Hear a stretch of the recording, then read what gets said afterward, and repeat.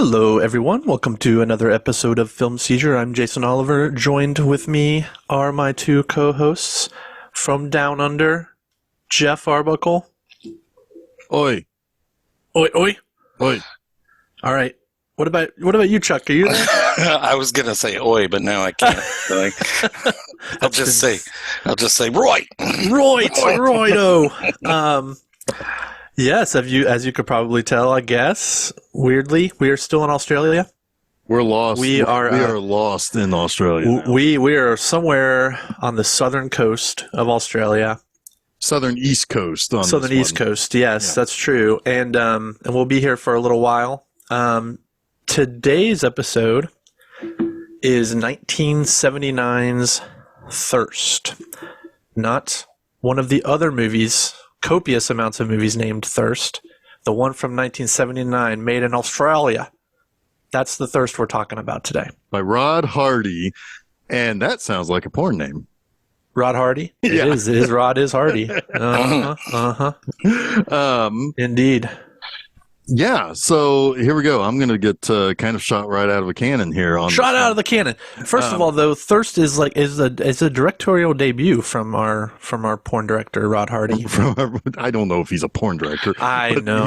He was actually a kind of a TV guy in Australia for quite a while. Lots of miniseries. I thought you were going to say that he was actually a DP, and then I would have lost it. Was he though? Because that's good. I don't know. He did lots of miniseries. He did lots of TV. Oh, he did some episodes of Jag. That was X-Files? later. That was later in his. He also did the motherfucking Nick Fury movie, Agent of S.H.I.E.L.D. Oh my God! Wow. Look at that. He's in the MCU, guys. He's in the MCU. I need a copy of that for reasons. But I need a copy of that. I mean, David Hasselhoff with the eye patch can't go wrong, right? Cannot go wrong. Don't hassle the Hoff, especially when he has an eye patch. But yeah, this is our second week of Australia. We're on the opposite end of the 70s now, too. Yes, we are about to put a cap on the 70s with this movie. It came out in 1979, and it's a little bit of a vampire flick. A little vampire. It's a little action. bit of a lot of stuff. It is a little bit of a lot of stuff. It's very different. It's a different kind of vampire story. Yeah. So tell us, Jeff, a little bit. shoot yourself out of the cannon. Since I've been keeping you in cannon stasis. Yeah, I know you've been keeping me in check here. I want to go. I put a long fuse on it, so there you go. It's about to blow now. All right, here we go. So, okay, tell me if you've heard this one before. This is one I saw for the first time on Bizarre TV. This was probably about 2015-ish, maybe very early 2016. And it was a movie that I was just like, I probably came in. It was one of those ones I had to track down the title for it. And I was just like, came in like about maybe a quarter of the way through, and I was just in. I was like, I love this movie. I didn't always know what was going on because I came into it like not really understanding what was happening. But in fact, I probably only came in like 5 minutes late or something, because this movie, and that's one thing I will give the Australians credit for, they do not wait around to get a thing going. Well, this thing, it sets it up like really quickly, right? So yeah, if you miss the first 5 to 10 minutes, you're kind of fucked. Right. But it is still incredibly watchable. Yeah. And so what ended up kind of, it was one of those movies where I was like, when I got back to writing B-movie Enema, it's like, I need to write about it. This was an early episode of Monster Mondays. It's like, I am a champion of this movie, and Jason, I brought it to you first. You did, yeah. You because did. I said, "Hey, have you ever heard of this movie called Thirst?" And you're like, "Oh, the Korean one." I'm like, "No, not the Korean one. Yeah. What do you Yeah. take me for? Yeah, A guy who watches subtitles?" I know that Korean one. Yeah. Yeah. It's like, what do you take me for? A guy who reads subtitles? So I eventually got a copy of it, because at one point in time it was on YouTube. But I probably got either the Synapse DVD, or I got the Severin Blu-ray, and I watched it and I was like, Jason, check this out. I think, I don't even know, Jeff. I think you still had it on like YouTube or something, because somehow I ended up with 2 copies of this movie and hadn't seen it. I don't know how that happened, but I think one of the copies got to me from a free include in a Severin sale or something like that, because Severin ended up putting this out too. Mm-hmm. They did the Blu-ray, and I had the Synapse DVD and the Severin DVD, and I think I probably had. And the I think DVD I think I might have given you the Severin DVD, or maybe I'm thinking of Stuntman. But anyway, it doesn't matter. No, it was Stuntman that you gave me, but no, I think that Synapse one was mine, and I was like, here you go, I got it, I upgraded. That could be. Take this, but I may have just sent you a link and said, hey, put your eyeballs on this. No, that makes a lot of sense, actually. Yeah. So this story is fascinating, guys. I know it's such a good fascinating. Story. Yeah, but this one, I definitely saw because of you, Jeff, and I've seen it several times since. I've seen it arguably more times than any of the movies we're watching this month. Weirdly. Yeah, other than 2 weeks from now, but yeah. Oh, okay. Well, I mean, here's the thing about this movie, though, is that, like I said, it is endlessly watchable, because I've seen this movie many times myself, and every time I see it, I get something different from it. Now, do I think that this is necessarily the best made movie of this month? Probably not. It is very efficient, and it is my favorite movie of this month, easily. Well, you haven't watched all the movies from this month yet. Well, I feel pretty confident. It's a pretty high bar. Yeah, that's a little like you're putting. I don't know. I mean, you've still got. I know you watched next week's, but you haven't watched the last 2. It's a pretty high bar. It's pretty high bar for this. I mean, it's beatable. It's beatable. Okay. Well, anyway, Chuck, when did you basically come into this? Was this over the last just couple of years or so? Probably 3 years, maybe. I think the first Severin sale I took part in, I asked both of you, like, what movies should I get that I have to own, and both of you recommended Thirst, so it was one of my purchases. Yeah, and I like this movie. It has a few issues for me, but I like it. There is one issue that I have with it. There's one knock that I give this movie. And I'll get around to it. But yeah, so basically this is, I basically put it as, it's not really a vampire movie, but it is a vampire movie. But it is, what would it be like if there was an actual culture of people who honestly believe that they are vampires? How does an economy work with that? That's the surface level stuff. It's when you start kind of pulling back the layers that you see, oh no, this is a whole other thing about, the aristocracy and the people underneath, and how they are literally feeding from these people. You don't get a lot of Bethorian vampire flicks, for one thing. Right? No, you don't. No, you don't. Really, really don't, which is weird because it's a rich history. Yeah. Yep. That's what I was going to say. This is like a modern retelling of the myth, like how the myth of vampirism would have started. Like exactly. Yeah. So yeah, and basically, yeah. So I guess we could kind of pick up there. So our lead character in this is Kate Davis, who seems to be a pretty affluent, pretty successful, I suspect, business lady of some sort. She lives in a freaking castle.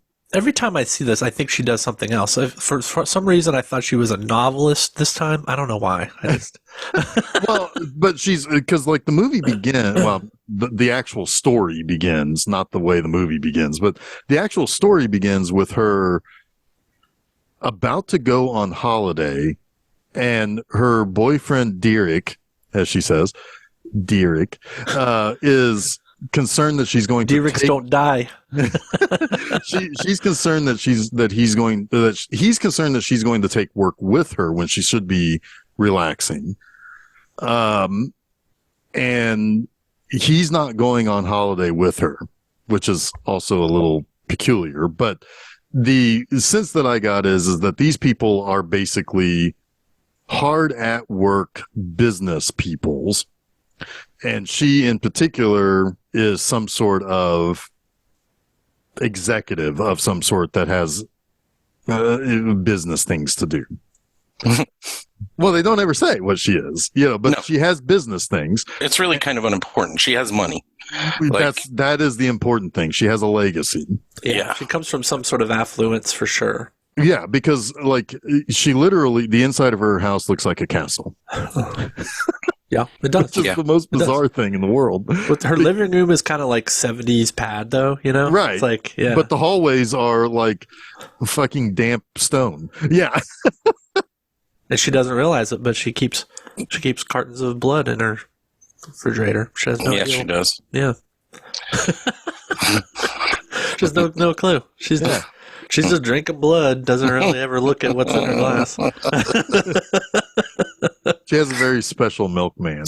I mean, finally it spills on the ground, and she's like, holy shit, I've been drinking this whole time? I think she just brought that home, right? And it's been replaced by... It was delivered. It's like yeah. That's my biggest thing with this movie is the lengths they go are so wrong from the start. Well, yes. And okay. But I will say that some of that comes from, there's a pseudo-religious element to this. Yeah. This is a movie that has a lot of religious concept in it, with only 2 instances in which there's actual significant religious iconography. But it's because the Brotherhood, as they call themselves, have their own religion. And it's all mind games and manipulation when it's just hubris. It's just all hubris with these people. It's bizarre. But yeah, so she's basically picked out by a guy who I'm going to assume is from the Dracula lineage. Right? Like yeah, he's from somebody Vlad the Impaler. Yes, I didn't catch his name, like what the last David. name was. Oh, I don't. He never said his last name. Oh. I don't think. I mean, I thought he said both of the family names at the beginning, but I missed them. Oh, I think he's just actually. David, though. Yeah, right. But they only ever refer to him as David or Hey You. Because it's all like, but that's actually kind of smart not to say, oh, you're a Dracula, because that would immediately turn this into a completely different type of movie. David the Impaler. David the Doofy Impaler. He's a doofy dude, man. Oh my God, he's like biting his fist half this movie. It kills me. Yeah, he is very. Will she become my bride? would you say that he's foppish? Yeah, a little bit. Sure, a little foppish. Yeah. So anyway, so he so he has decided that he wants to marry the descendant of Countess Elizabeth Bathory, who is Kate Davis, and but because she doesn't actually live the life that these other people in the Brotherhood, and we'll just say it right now, they're vampires, even though that seems to be a, you probably get canceled for calling all these people vampires in Australia. But anyway, you have this group of people who are trying to consolidate power. And what they are doing is they want to marry these 2 descendants from the 2 most important vampire bloodlines. So it's got to be Bathory and Dracula. That's the only thing I can think of. But David is kind of a doof. He's not particularly, I mean, he's a bit of a drip, you know? He doesn't have much going for him, but he has power in this group. So it comes down to this internal struggle between wait a minute. David Hemmings, Dr. Frazier, and no, wait, hang on a second. It's not David. David is hang on a second. It's not David. No, David Hemmings is the actor. Dr. Frazier. Right. David Hemmings is right. That is correct. But I think well, no, maybe okay. I think it's David. It is because Max Phipps is Mr. Hodge, and he's I can't remember who he is actually. Doesn't matter. Christopher Milne. What are we looking at here? I was trying to figure out. It's like, is it actually Mr. Hodge, or is it David that is the guy that she's getting married to? But anyway, I think Max Phipps is actually Patrick in the movie Patrick, isn't he? No. Oh, okay. Right. Then I don't know then. The names are kind of unimportant. There's the goofy dude that is in the Dracula family that wants her to be his bride. So let's just call him Dracula. Okay. Sure. Okay, we'll just call him Dracula. So fair enough. Yeah, that's actually that's actually fine. And I think that is Mr. Hodge, by the way. But anyway, Robert Thompson is who you're thinking of, Chuck. Okay, thank you. That's Patrick. So anyway, all right. Back to so we got Dracula and we got Kate. And Kate the decision to bring Kate into this society, into this way of life, is basically being controlled by two groups of people within the Brotherhood. You have Dr. Fraser, who is David Hemmings, who cares an awful lot about, or seemingly cares an awful lot about, the health of everybody in this place, in this compound, in this commune, as they call it later. And he seems to be like a legitimate doctor who, he's watching after the blood cows. He's watching after the people that are brought into this society. And you are correct. It's Mr. Hodge. That is who she's going to marry. So very non-vampire-y name. Maybe if you rearrange the letters, it spells Dracula or something. I don't know. Anyway, and then you have the other side, which are Dr. Gauss, who's Henry Silva. When Henry Silva shows up, Jason, what'd you say? Everybody else better be on their A game? Yeah. When Henry Silva is a villain in your movie, everybody else better bring their A game. And they do. And they do.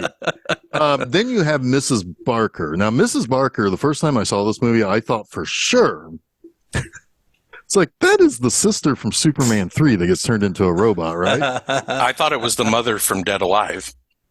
Okay. Yeah. Yeah. Fair enough. Yeah. Okay. But she is real adamant that they basically put Kate through essentially this really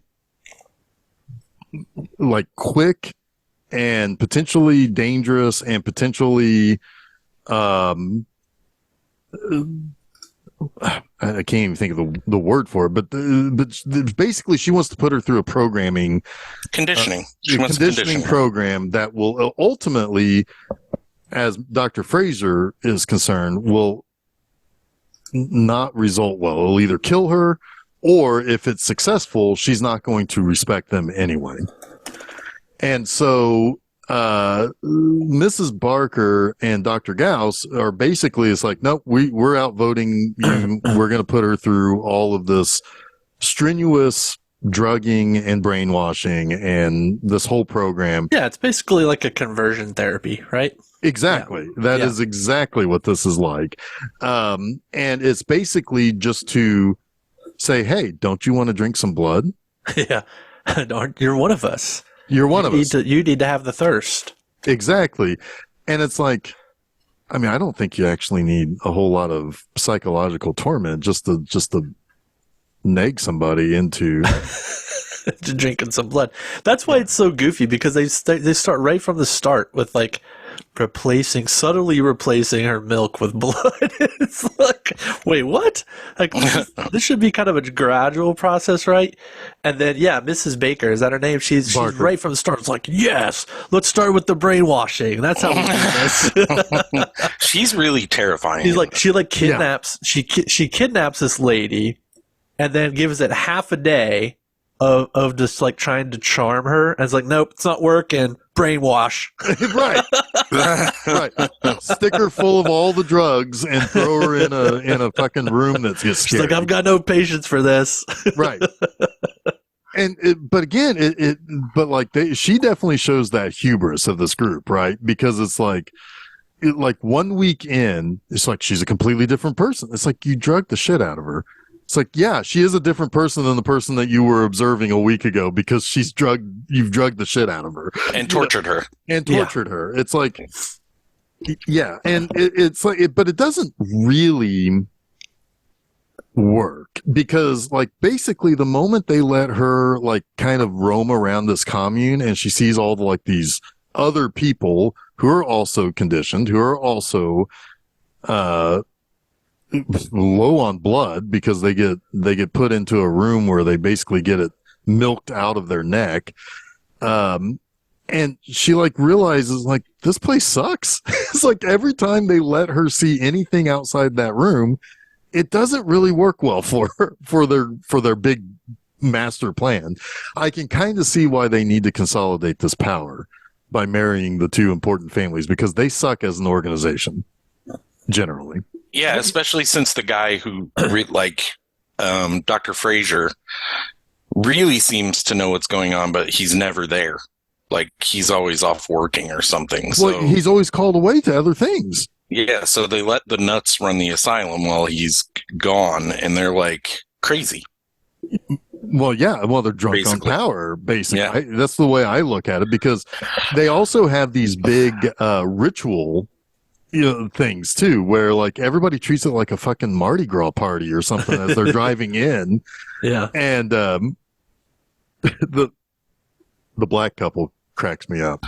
Like they're just so happy to be going to this like ritual thing that's like going on, and it's like they're just like playing loud music as they're driving down, and it's great. It's great. It's this whole society that a festival. They call it a festival. They do, but yet it is actually more like a service, like a church service. Yeah. It's very culty. It's also not really clear. This is, I think, what makes this movie really interesting and unique. Is it's not really clear that vampirism is a real compulsion for these people, right? Yeah. It feels like it's part of ritual. It's just something they do. But they don't necessarily have any special powers. They don't have eternal life. Like, it's just, this is just their way of life. Like this weird fucking religious compulsion that there's only one indication that anything different happens to them. It's the way their eyes go red. I don't know if that's just an effect for the movie, but I think it's more of a mental effect. I don't think that's a real thing. Thanks for bringing that up, because that happens in 3 instances in this movie. Twice during a ceremony, during the festival, and once when Kate is taken back home before she attacks her assistant that is bringing her work while she's on medical leave or whatever. That's and with Dr. Frazier. Yeah. And yes, it does happen to him too. That is my negative on this. I feel like that's a note after the fact. It's like, we can't really just have these people drink blood. We need to actually make it seem like they really are vampires.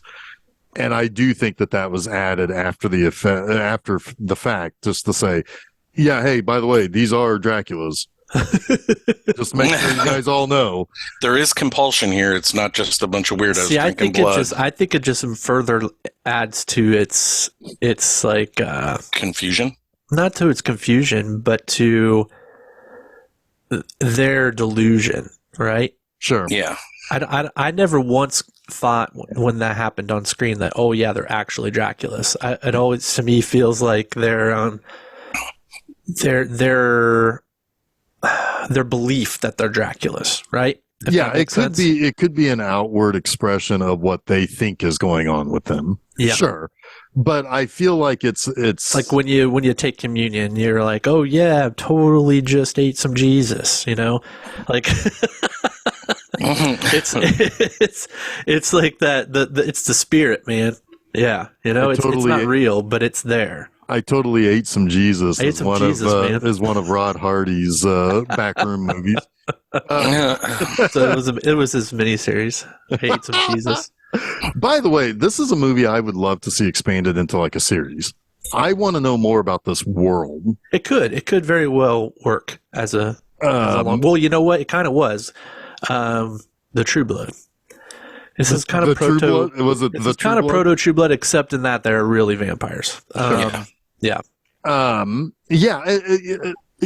Yeah, because like all of this stuff, what I was getting from it, this time watching this movie, is that this is, of course, it's all allegory, right? It's all, these are aristocratic, well-to-do people who are literally feeding on people after they tell these people that they are doing something good and special for the society, right? All of the people in the Brotherhood are all, at least they all come off as being well-to-do. And their insistence on Kate joining them is, hey, you too are well-to-do. You should be one of us. And she has a little bit more compassion because they're completely and totally lost on it by probably through it just being bred into them. But it does feel like something that is meant to say, hey, these are, this is the rich eating the poor. When I think one of my problems with it, and you're saying it right now, the rich eating the poor, and it's kind of, I think, meant as satire in a way, but the satire just does not come off at all. I don't really look at it like satire. I look at it more as just hey, this is the way maybe Australians felt back in the 70s, that they were being maybe. There is some classism at play here for sure. Absolutely. And yes. The end, the reason why I don't think it's a satire is that in the end, it is definitely making the statement that she joins them. It's almost saying, yeah, eventually, one way or another, if you're well-to-do, you will end up siding with the well-to-do aristocrats. Right. Yeah. Shit, it's pretty common. It's like even when you try to be good with that, you will eventually side with something on the other, that will work against the others. There's a movie that just came out last year. It's not a very good movie, but it's a movie that deals with a lot of similar aspects to thirst. It was The Invitation. Either of you know about this? Oh, no, I didn't watch that because I felt like the trailer told me the entire movie. It does. The trailer is the whole movie. If you've seen the trailer, you know exactly what this movie is. But there you go. It's kind of thirst, right? Yeah. Like this well-to-do vampire family tries to lure in. But this is actual, like, real Draculas. Yeah, he's a real Dracula. He is actually Dracula. Oh, wow, yeah, really? Oh, God. Yeah. It's trying to lure this woman in so that they can join the vampire families, and she has no idea that she's a potential Dracula, right? So it's all in the and it's like it is kind of, and I know, Jason, I've said this to you. I don't know if I think I've said it before on the show, but it's like, if you look at the people, because like they have almost no compassion for the other actual human beings that are in this compound. They literally call them cattle. Yeah, they're doing them a service. Yeah, and it's essential that they stay. Right, exactly. Yeah. I mean, it's like it is literally a farm, Yeah. and it is. They look down on these people, but they also are building these people up to think that they are actually doing something good and important to the society. And in a lot of ways, it's, we have this really weird fascination with the upper class because we always are, like those of us below the upper class are always striving to become part. The idea is you're kind of born and you're kind of told that you should be able to go and succeed and become rich and wealthy in some way. And it is, it builds this fake kind of reverence towards celebrity and rich. And well, we saw this on stark display during COVID, right? The essential worker, right? Like that is an amazing way of kind of viewing who these blood cattle are in this movie, right? Yeah. Is we found very quickly that essential in America is not necessarily essential, it's convenience, right? Right. It's who can we scrub off a little bit of. Yep. Yeah. Yep. And who can push that McDonald's tray at me and read a number so that I can have my Big Mac. Right. Yeah. And so, I mean, we're seeing it in this movie. It's playing out in this movie. Yep. And it's, and they are, I mean, yes, they are basically conditioned and kind of hypnotized into thinking that they are doing this great thing for the society, just like a lot of people, kind of believe that it's like, well, it's like we've got to make sure that our, that our company's owners are safe so that they can pay me and someday they'll reward me for a little bit more. And no, they're not. They're just going to suck you dry. No, they're going to exsanguinate you. Yes. Exactly. That's the highest honor, right? The highest honor is to be completely and totally drained. Completely drained of and all thrown of out your as a husk. use. Yep. And that is, and I mean, again, reverence and deference toward celebrity and power and perceived power through perceived richness has been highly on display for the last 8 years in this country. It is mind-boggling how that works. But, this is just kind of done on a more micro level. Whereas the macro level is that it takes generations to kind of get people to fall in line. This is actually you're conditioned into being in line. The thirst is in all of us, Jeff. It's in all of us. It just has to be found. You just have to find the thirst to join the capitalist elite. Exactly. and hang out in this weirdo place in Melbourne. But she doesn't want to do it, so she gets the fuck out of there. Yeah, she wants to get the fuck out of there. And she finds what seems to be a kindly old man who can't talk. And she just takes his fucking truck. Yeah. And there's no gas in it. No. It's one of the things about this movie that I think has been on display last week, this week, and it's on display again next week. We really are, and maybe this is one thing that makes these Australian movies so interesting, is that we are put into the position of the people, of the lead characters. We know just a smidgen more than Kate does. We know what the plan is. We don't know we're finding things out with her. We don't necessarily know that kindly old farmer man is part of the brotherhood of any way. We just think that he just neighbors this property. It doesn't take very long for us to realize that he is part of this, but we're kind of with her in this. We're kind of being jostled about and we don't, when it snaps from her going in through the being the drugged and conditioned, and then smash cut to her and Derek by the by that little pond and having blood chicken for a picnic. We don't know anything more than we're asking the same question she is. It's like, how do they get there? What is this? What's going on? And it makes just turn into David Byrne there. Yeah. How did I get here? This is not my beautiful chicken. This is not my beautiful Derek.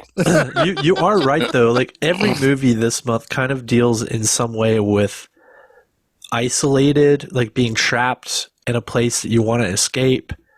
And misunderstanding things. Yeah, and misunderstanding things. It is very inherently Australian, maybe.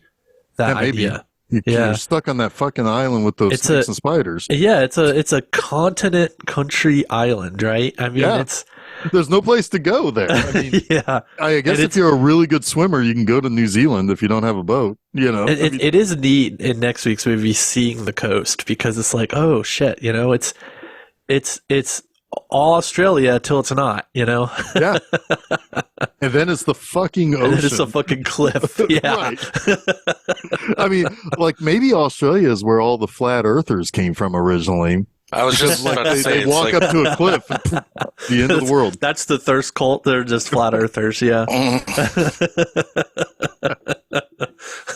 You were going to say, Chuck? I don't even know. Something about flat earthers, so we can continue. Okay. Yeah. But so, you know, it's like we are going through this process with her, and we're not understanding what's being done to her any better than she's understanding what's being done to her, but we know what the end goal is. That's the only difference. In fact, we're even misled as she is as to who to trust, right? Exactly. Yeah.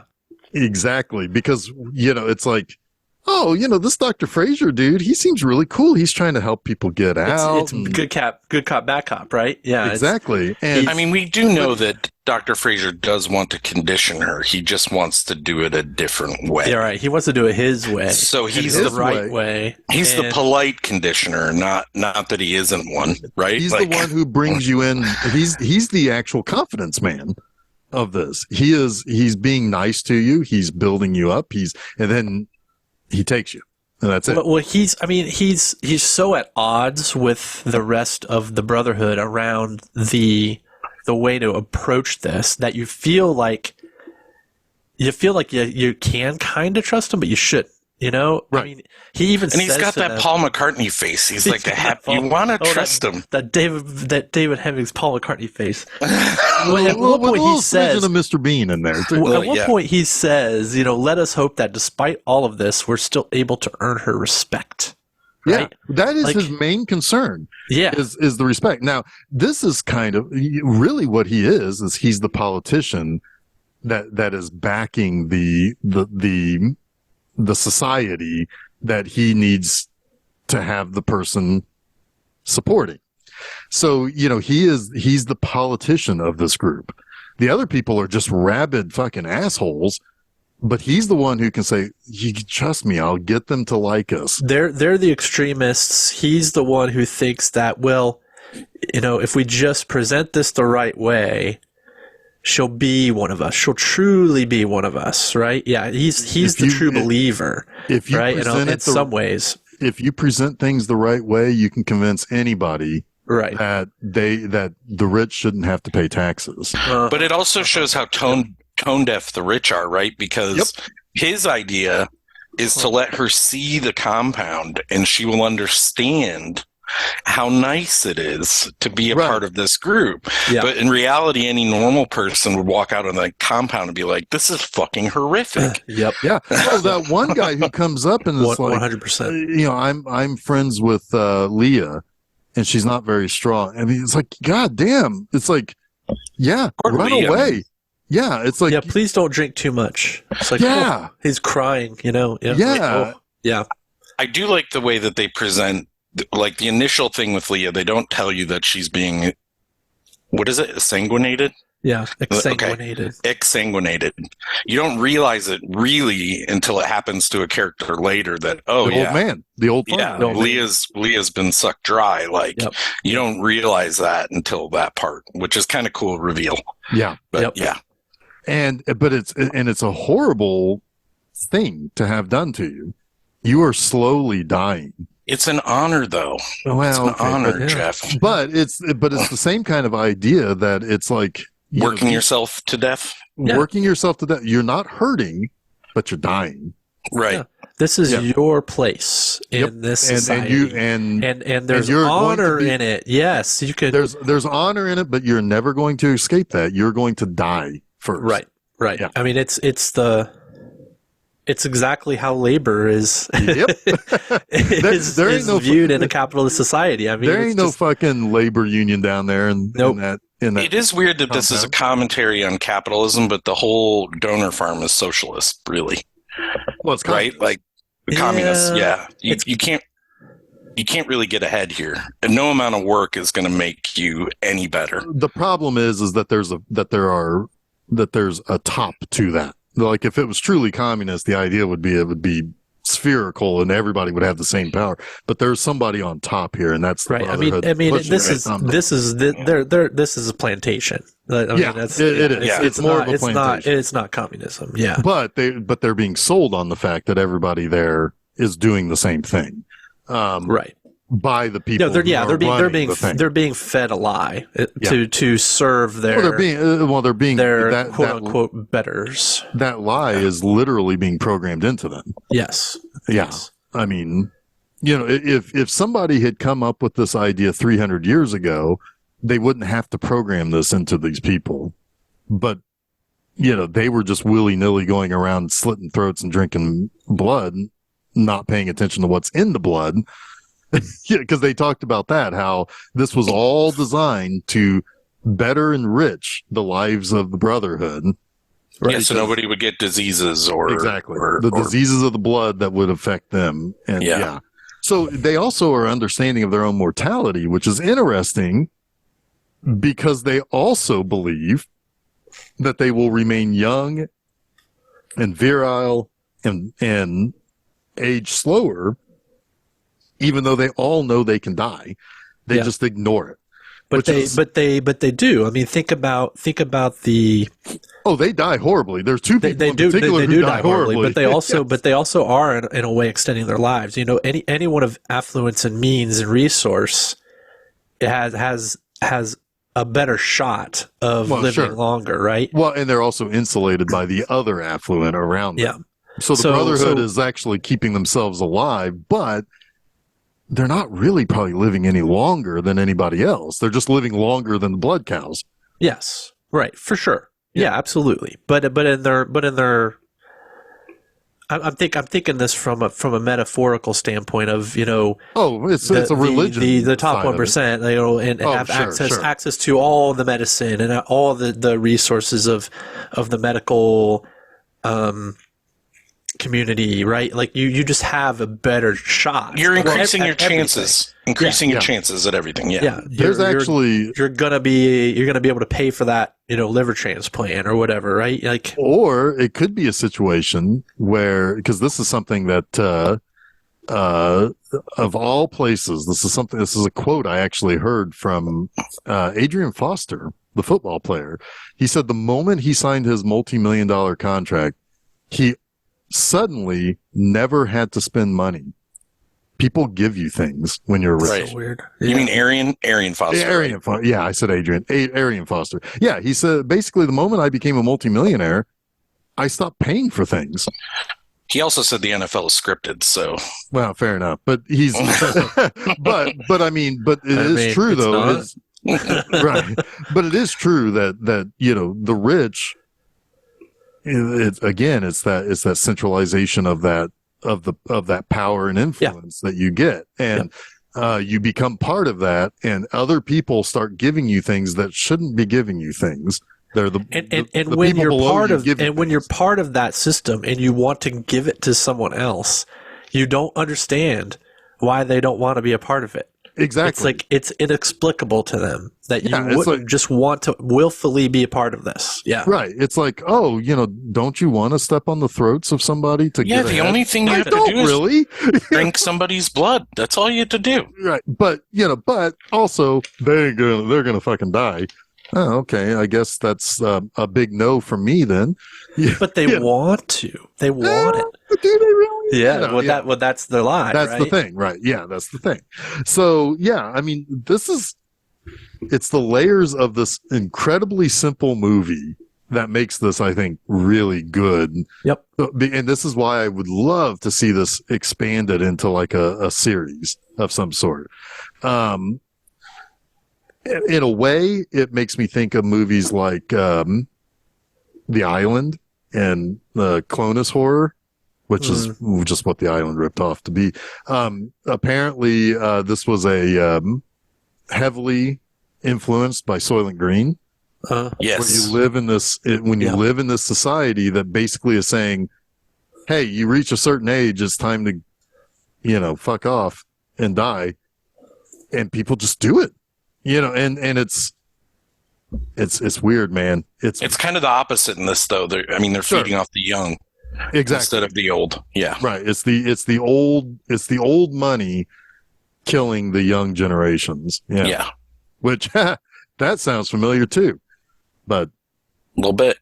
Yeah. But no, this. So basically, I mean, God, 10 minutes into this movie, you're already like, she's already at the compound and she's let go from the compound once later, but there's another time where like she has that seems like a dream because she tells somebody about Derek.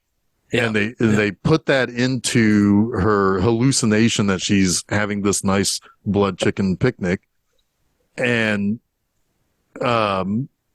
Mr. Hodge shows up and it's like, yeah, isn't this nice? We have a great relationship here.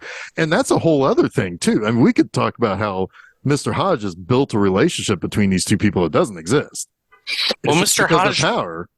Hodge basically rapes her on that. If we are to believe that is exactly what's happening. Yes, you're right.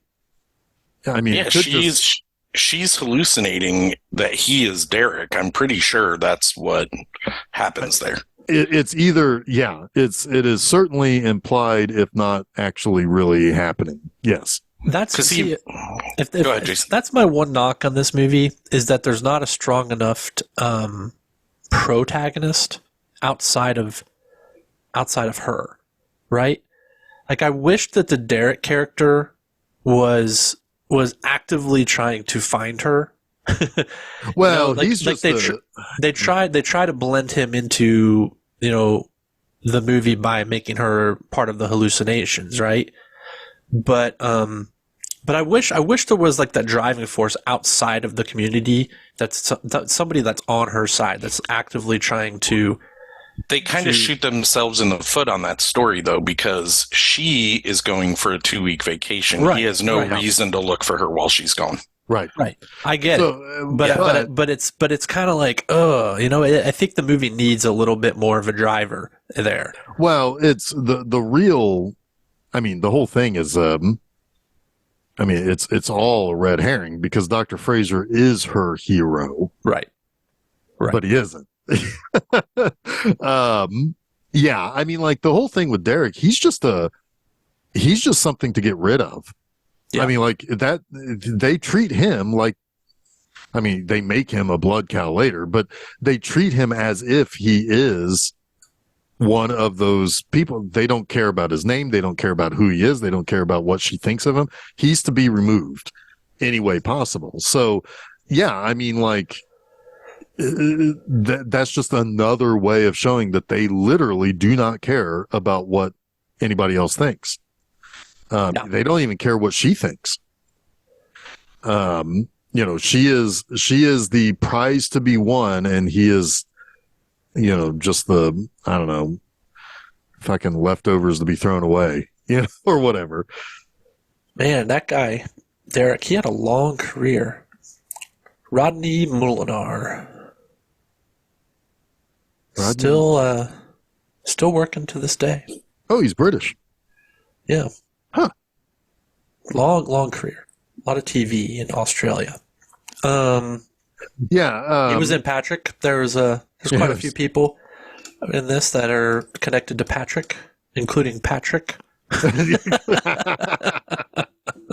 Yeah, he's just kind of like he's the young up and coming, like he would be the guy, like if we were to look at the Brotherhood like a corporation, he's the newly hired junior executive who's just like, yes sir, yes ma'am. He's also the one that monitors her, probably switches out the blood carton. Like he's a little bit of a gopher kind of. Yeah, he has to do the dirty work until he becomes their level. He's also just there to be creepy, right? Well, like yeah, sure. He has a creepy look to him. Yeah, he's just there to be curly headed. Yeah. Yeah. But yeah, so basically, Dr. Fraser eventually is like, hey, Barker, your methods are shit. She's crumbling. She killed a girl, because she decided, hey, I can't eat anything and this milk tastes funny, so I'm going to go. Wait, Chuck, wait, what? I was going to say, we have to talk about the best scene in this movie. Go for it. When she is in that room before Hemming says your shit is whack. You can't do it this way. Your shit is whack. That's exactly what he says. He says your shit's whack. You can't do it this way. Well, he's British, so he wouldn't say it exactly like that. Yeah, that nightmare sequence where she's in the room and the walls are crumbling and the books are falling off, and that's just epic. Like that's If I think about this movie and I'm like, I need a reason to go watch Thirst, that's it. For me, like that scene is so well done. And basically what they're trying to do is they're offering her the key, right? You have to drink blood to get out of this nightmare scenario. And she does eventually, but it's epic. It's awesome. Well, and it is also the simplest way to say, how is her will crumbling? Right. The will is the room. And, they're basically offering her freedom from her old life. Yeah. And the whole, the people, like basically, or people, the idea that something or someone is trying to axe their way through the door. I mean, that's frightening stuff. Yeah. That feels like the Thirst to me. Like, it's almost like what's the word? I don't even know. But yeah, it's like her whole idea of like the Thirst is attacking her, right? Yep. Like she will succumb to the Thirst. And it's just like to film that. I was trying to wrap my mind around how they'd even film something like that. Cause it's like, it had to be practiced multiple times. Right. And I mean, there's no way they could do that. It'd have to be blocked. It would have to be, and that comes right after we do learn a little bit about her past. And that she was sent to boarding school and her parents died. Yep. That was one of only 2 times that actual real religious iconography shows up. Once at the very, very beginning, which is essentially the first time we see her in that room that she has to get the key to leave. But we don't know if we can trust that necessarily, because the woman who takes care of her and is in her house is in that whole memory. With her, but then we find out later she's only worked for her for a year.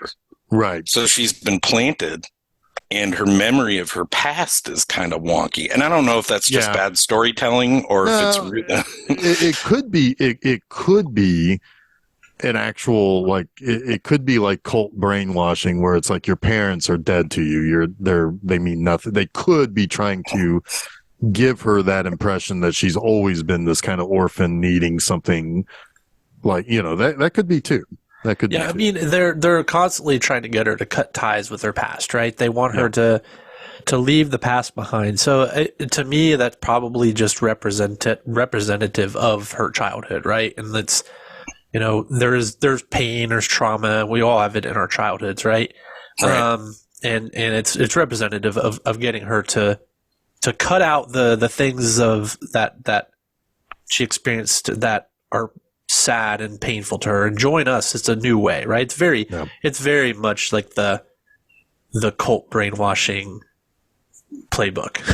Which is interesting. It's not necessarily her past, but they're doing it because of her past, right? Like her family past. Yeah. So they're trying to get her erase a part of her that really is why Is they the whole want her. reason why they want her in the first place. Yeah, that's very true. Yeah. Well, but if you really kind of look at how cults work and all these systems work, because cults work very similarly to other systems that are not deemed cults, but you start to smell the bullshit real fast. You don't have to pull back too many layers before you're like, hey, wait a minute, that doesn't make sense. So, but it's the same. It's all in that same kind of idea and concept and playbook. Yeah.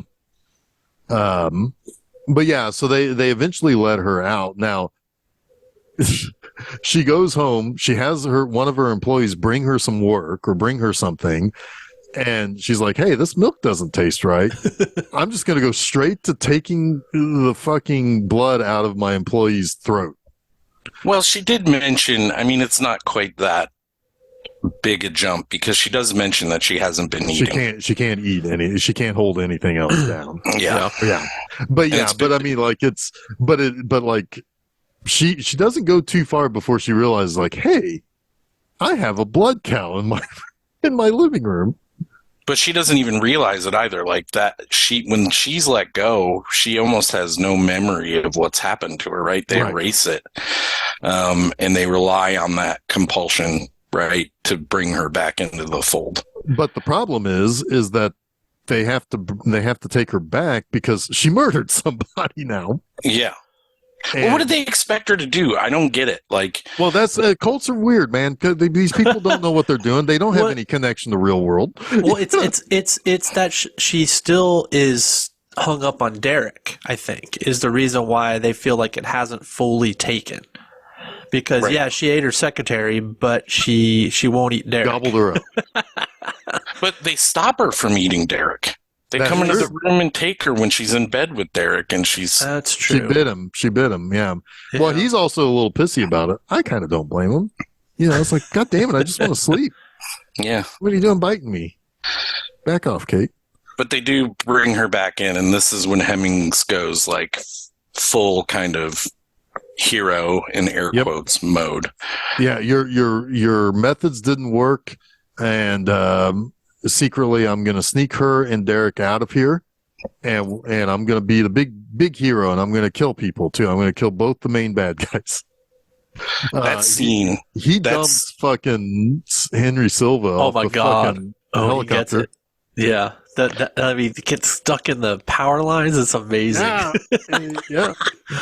The scene where is it Barker or what's her name? Yeah, Barker, Mrs. Barker. Where Mrs. Barker confronts him. And she falls in the vat, and then the workers show up, and Hemming's like, "Bro, like nothing to see here. I'm just gonna walk. I'm just gonna walk around, pretend like nothing happened. Okay, look in the vat, nothing there. All right, well, I'm gonna leave now." It's very comical. Yeah, like he's almost instantly caught. Yeah, and it's like then they're like, "Hey, hey, there's something wrong with pipe number 3 or whatever." And he's like, "Call Dr. Gauss," and he like, That's why I think they're leaning satire for some of this, because the way he acts in that scene is just funny. Like it's almost expertly funny. How he's like nonchalantly walking around like, nobody saw anything, right? Like it's fucking awesome. But what's also though, it's like, because Mr. Hodge stops him on the way to freeing Derek. And he's like, hey, I've got I got something to talk to you about, Dr. Fraser. And he's like, not right now. I've got a patient to go see.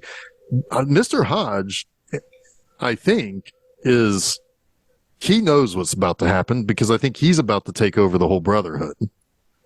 I think I have a feeling that maybe he's using Fraser to get rid of the people ahead of him in the Brotherhood. Well, he definitely smiles when he realizes Barker is dead. So he's kind of like the person that watches the power struggle and aligns with the people that come out on top. Yeah. Or at the very least, or he's the one to gain from the power struggle. So he doesn't care what happens on either side. He will gain something in this scenario. Get cake too. Yes. Or he hopes to. I don't think she actually goes to him. She does. Well, but I don't know. I think she ends up I think She does. She doesn't, and it's one of my most annoying parts of this movie because there's two moments where they do overdubbing of voices. One time when she's let free, Barker says, "Now we have to see if she can maintain in civilization or whatever." And at the very end, they have what did we say? Mr. Hodge say, Mr. Hodges, yeah. "Thank you. You've reunited the two major families." I wish that wasn't there. Yeah, it's really it annoys the shit out of me. It makes no sense. It makes no sense because that may be another one of those notes at the end, along with, or like, it's like, hey, well, let's add something here at the end just so that because feels like somebody Fraser drinks Kate's blood. Yeah, right. I mean, it makes me feel like they're united now. They're united, or he has something to gain by drinking from her, right? Right. And that maybe she isn't necessarily supposed to be joined in marriage to unite any like fucking bullshit families, but there's something else at play. He is like taking his place at the top of the power struggle. Ambiguity at the end would have made this a much better. Yeah, to the tack on the narration about Hodges being like, "Oh yes, I backed your plan all along. You were correct, and thank you for allowing me to marry her." Like it just doesn't work. It cheapens the whole thing. Yeah, it does. It really does. It does kind of feel like a note at the end, right? For sure, it does. Yeah, because it would have made all the sense in the world that she would ultimately submit to and be with Dr. Fraser. Right. Or die. Ambiguity there would be great. Like she dies saying, "No, I'm one of you. I'm one of you." Like all of that would have been like awesome to discuss and think. Like we kind of skipped to the end because of there really isn't. I mean, that's the thing. It's like, again, the movie scene wise, like on the surface, is really simple, right? It's like she gets back, Dr. Fraser's like, we got to get her out of here, and and see, that's the other thing also. It's like him doing away with Gauss and Barker also reveals the fact that power structures also eat each other alive. Because everybody singularly, everybody is trying to come out on top. Right. But we also know that this is just one farm, right? Because they were going to bring people in to vote with them on the other thing. So he may be the top dog now. Like Fraser's the top dog on that farm, but there are other groups out there. Right. Yeah. So right. Because this feels like a conglomerate or a worldwide corporation of some sort. Yeah, it has to be because they were going to bring somebody in. Yeah. To vote. I don't know who, but yeah. It's a good movie. I think those, like, my notes would definitely be like remove the red eyes because that takes away from it, and remove those overdubs because that, like, ambiguity about their compulsion. Like, they erased any good ambiguity you could have for this movie. Sure. Kind of. It's still an entertaining watch. It's good. The ambiguity that remains is more of Kate's struggle. That does remain for the most part. It doesn't, though. That overdubbing of Hodge saying that she's reunited the families. What I'm saying is like her actual, like, getting to the point where she, like, everything up to the point where she says, "I am one of you." There's ambiguity of how they're able to appeal to her there. Is she just beaten, or is she actually being overcome by... She's beaten by Fraser's method, whatever that means. Right. Like, whatever the totality of his method was. I think eliminating Derek being the last thing that ties her to her life. Yeah. Was like, it beats her into saying, "I'm one of you." She was already drinking blood. Now she just needed to get rid of her past, like we talked about earlier, I guess. Yeah. Well, one thing I guess we didn't really talk too much about those two rituals that they had with the little old lady that looks like, what did that little purple-haired lady look like? I can't remember. But anyway, they have somebody, like laid out on like an altar, and they bring somebody in, they give them the metallic teeth, which I do find kind of funny. That it's like, you don't have to actually have the vampire teeth. You can just poke the guy in the neck and he'll bleed, and you can just suck from that, Right. But like symbolism, man. But the whole symbolism is part of their religion or whatever that is. And so they, somebody go boop boop. Mm-hmm. Okay. We got some computer noises We there. got a computer noise in there. Anyway, so they, like that whole thing is kind of interesting because it's like they have to keep reminding Kate that this is her destiny, basically. And like that seems to all kind of play into that conditioning, and they're, it's like, yeah, you're one of us, really, you really are, you really, this is really you. Well, it's like communion or whatever, right? Right. Like you're becoming an adult, you're becoming a vampire or whatever, however you want to take it. It is interesting. Yeah, those are interesting scenes for sure. Also is they're the only scenes that look like something gothic in this whole movie. Even though she lives in something that looks a little bit like a castle on the inside, that's not gothic. It's still kind of modern. Certainly the 70s living room is modern. The crypt they keep her in is kind of gothic too. Like when little bit, yeah. But certainly you get a Black Mass / Hammer kind of look when they have those festivals. Yep.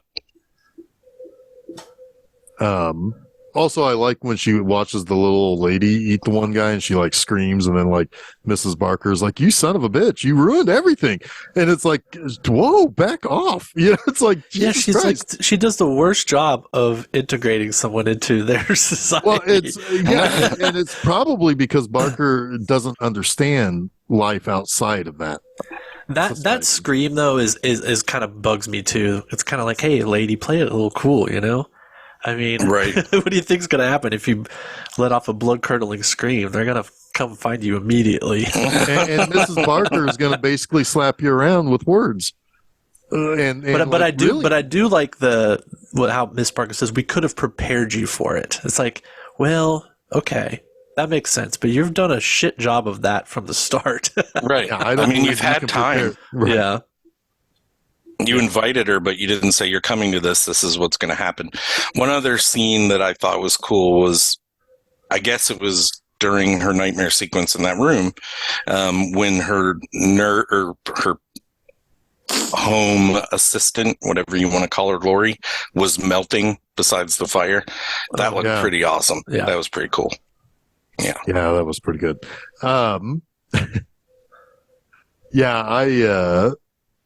I wouldn't trust Mrs. Barker to prepare horseradish. I also thought eventually her reflection would go away because they had many deliberate shots of her with a reflection. Yeah. Like, I don't know if they're kind of joking about the vampirism thing, but... Well, they never really... I mean, like, here's the thing also. It's like these vampires are out during the day. So they are setting a rule... They are setting their rules that these are not really vampires. These are not really demons. These are just people who think like Elizabeth Bathory thought, which was, I can stay young by just being around blood. Yep. But in reality, if you take a blood bath like Miss Barker, you die. Yeah. Yeah.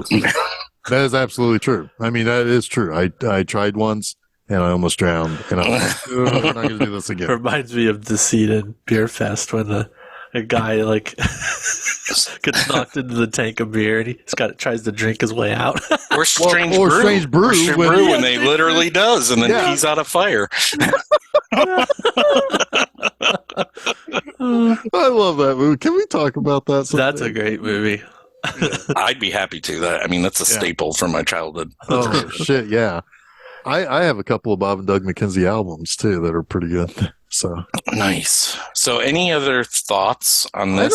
I don't think so. I will say that there are a couple of connections with this movie and the next one. We have a score by Brian May, not the Queen. Brian Not from May. Queen, yeah. The other Brian May. It's a good score too. It's pretty good. I like next week's a little better. I I think. like next week's better. Well, Yeah, this week it's very it does sound like a vampire horror. it's very classic. Yeah, Gothic it's very horror, classic. Yeah. But also we had Barbie Taylor, who is a producer on both this movie and the next one as well. Yeah, she also produced a Brian Trenchard Smith movie, so she's connected to 3 of the directors of our 5 weeks this month. Nice. Yeah. Oh, the place where the headquarters of the Brotherhood is a real artist gallery in a suburb, or artist colony in the suburb of Melbourne. Called That.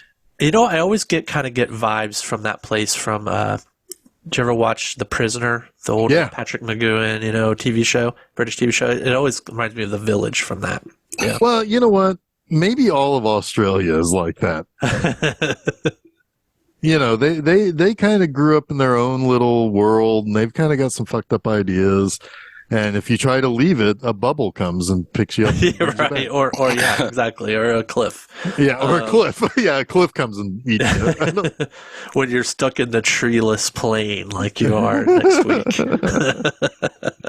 Well, why don't you say what next week is, Jason? You're driving this whole thing. Next week is 1981's Road Games. Gonna get a little Richard Franklin for us. We've been alluding to Patrick, which we are not covering this month, but we are going to cover Road Games by the same director. The movie that also, for all intents and purposes, got him the gig to make a movie that we all like quite a bit that we're not talking about yet, but Psycho 2, same director. And yeah. So we'll talk more about that next week on Film Seizure. Yes, you can catch that Wednesday morning, March 15th, filmseizure.com. If you go to that website, you can find all the different places we put our stuff. You also can see the various places that we can be found on social media, too. So you can do that. Next Monday, also on all of those same places, is a new episode of Monster Mondays, and I am continuing the Yokai Monsters trilogy with Spook Warfare. I love that title.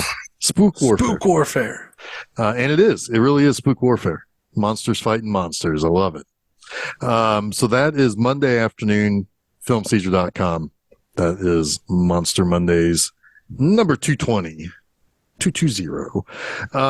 So do all of those things. Just go to filmseizure.com. You'll find everything you need to know. As for myself, oh wait, no, I'm sorry. I was a week late. I was a week early. Next week on Monster Mondays is actually Paranormal Activity. The following week is Spook Warfare. So, okay. But anyway, just give you a tease of what's coming up there on Monster Mondays. But this week on my website, bmovieanima.com, I am taking a look at the revenge flick Tomcats. That is not that great. I mean, it's okay. It's okay. It's like a lesser I Spit on Your Grave, because it's a guy doing the revenge. Not. Oh no. No, right? Yeah. Anyway, it's not bad, but it's not great.